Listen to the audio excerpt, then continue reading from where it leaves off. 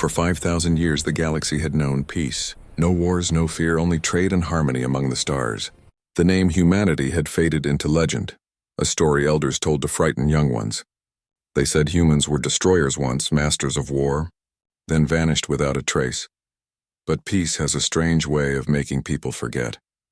Far from the core worlds, on the cold planet Valora 9, a group of alien researchers worked in silence.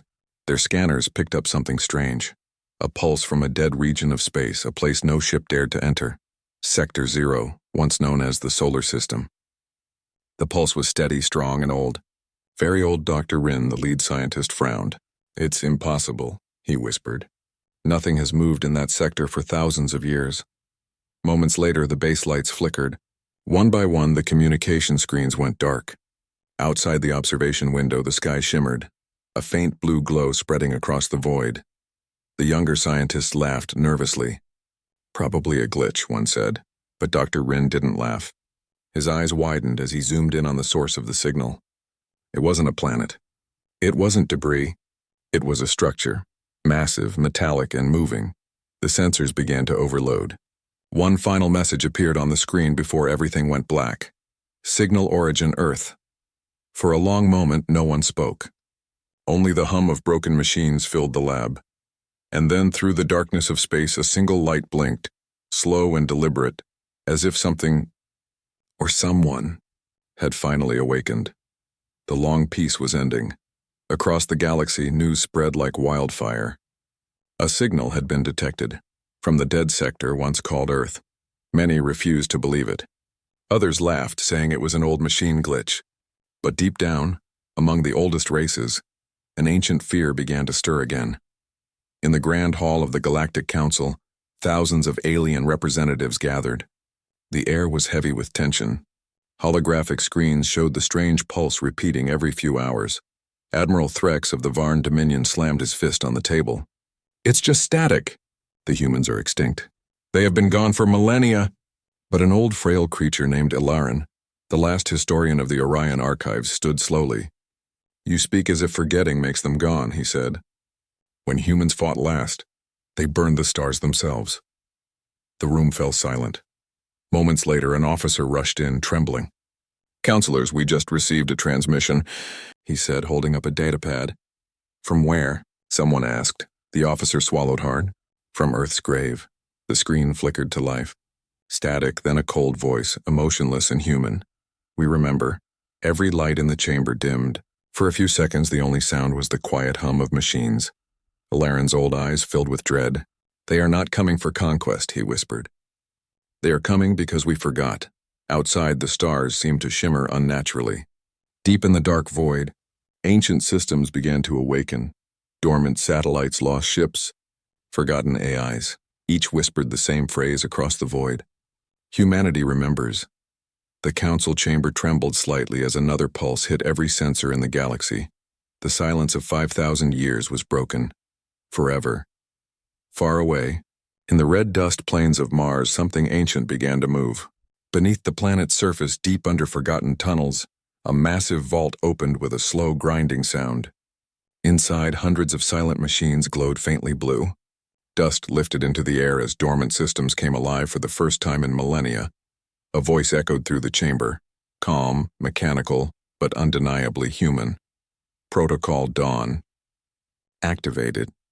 Old satellites that once orbited Mars flickered awake, transmitting signals across the void. Massive ships buried beneath the crust began to rise, powered by blue fusion light. The rust-colored horizon glowed like fire as human technology reawakened from its slumber. In a nearby observation post, a group of alien scouts watched in horror. Their scanners couldn't identify the energy source. It was beyond their science. One of them whispered, "What are those things?" The leader's voice shook. "Not things," he said. "Weapons." Suddenly, every screen on their ship displayed the same line of code written in an ancient Terran language. The translation appeared automatically. "Human Defense Fleet, operational." One by one, the human ships rose above the Martian surface. They were enormous, silent, and perfectly aligned, like soldiers waiting for command. Their hulls bore no flags, no names, only a glowing insignia, a single blue circle with 12 stars. Across the galaxy, Alien sensors detected a shift in gravitational fields. Something massive was moving. On Valora 9, Dr. Rin watched in disbelief as his scanners went red. "They're coming," he whispered. "They're coming back." And far beyond, in the darkness of space, the human fleet turned, engines igniting like blue suns, heading straight toward alien territory. The storm had awakened. The alien alliance was in chaos. Fleets scrambled, borders sealed, and every broadcast in the galaxy repeated the same impossible truth. The humans had returned. On the bridge of the Varn Dominion flagship, Admiral Threx stood before a massive holographic display. Dozens of human ships were moving in formation, silent and unreadable. Their technology defied all scans. No life signs. No transmissions. Only power, limitless and cold. "Open a channel," Threx ordered, his voice steady but his hands trembling. "They will speak or they will burn." The comms officer hesitated, then nodded. "Channel open." A brief static hum filled the air.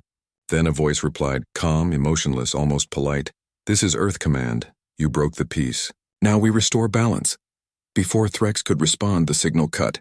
Every radar in the fleet spiked. Human ships vanished from the screen. "Gone in an instant. Where did they go?" shouted a crew member. "Everywhere," Threx whispered. Seconds later, blue flashes erupted across the void. One by one, alien cruisers disappeared. Not destroyed, not exploded, simply erased. The space they occupied shimmered for a moment, then turned silent again. Threx's heart pounded. "What kind of weapon is that?" An officer's voice cracked. "Sir, it's not a weapon, it's manipulation of space itself." Across the galaxy, millions watched the battle unfold on live transmission. But there was no sound, no screams, no chaos, only precision. Humanity didn't fight like warriors. They fought like gods correcting an error. When the blue light faded, half the alien fleet was gone. The remaining ships drifted powerless, and through the static, one final transmission arrived. Lesson 1. Peace is never eternal. The galaxy held its breath. Across the galaxy, panic spread faster than light. Worlds that had mocked the old legends now whispered one name in fear: humanity. Entire systems went dark, shutting down communications, hoping invisibility would save them. But the humans weren't hunting. They were teaching.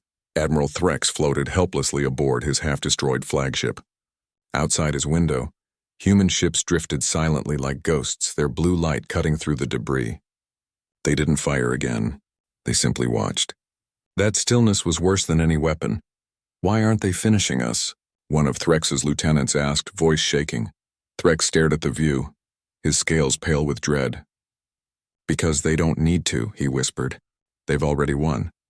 Across the void, a human transmission echoed across all channels, clear, calm, and terrifyingly confident.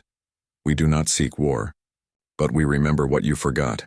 The message spread everywhere, and from the smallest outpost to the grandest council world.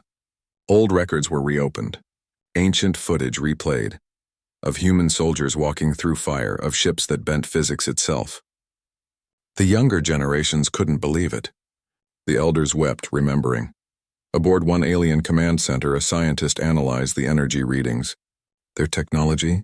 It's beyond time itself," he said in awe. "It's like they waited for us to evolve, just to remind us how small we are."